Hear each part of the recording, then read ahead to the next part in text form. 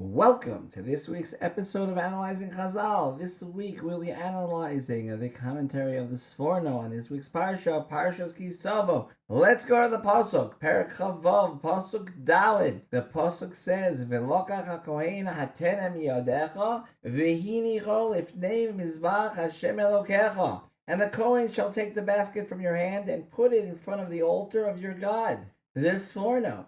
L'harosu lodia shabikurim lo huvu lekohen, aval huvu el hakel yisbarach v'hu nisanam lakohen.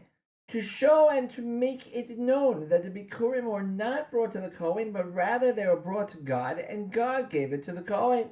The explanation of the Sforno.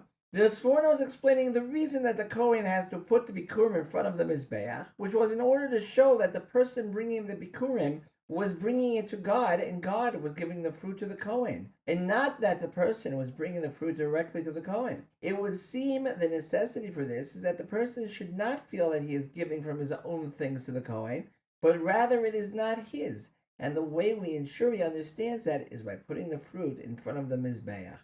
The hint. Do words not have an impact on a person's feelings? Okay, with the information we have and the hint, can you come up with a question yourself?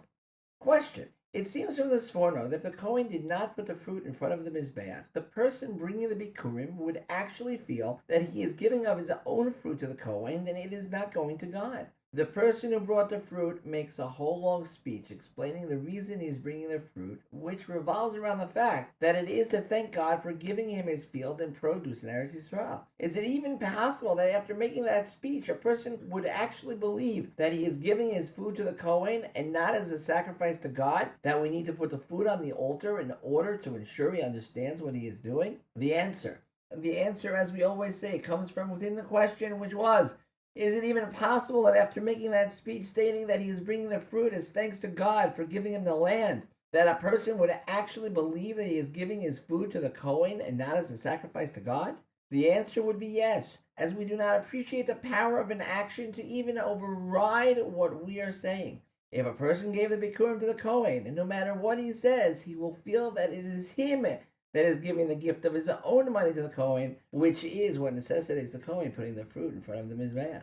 The practical application. In our lives, many times, especially when we are helping another person, we feel that we are actually giving from ourselves, our money, our time, even though intellectually we know that everything we have is given to us by God to use it for mitzvahs. It is very important to constantly focus and remind ourselves that everything we have is really God's. And when we use it to help people, to view it as our responsibility to use God's things to help God's children, and not that we are doing them a favor and giving them something that belongs to us. Have a wonderful Shabbos, and we'll see you next week for Parshas Nitzavim.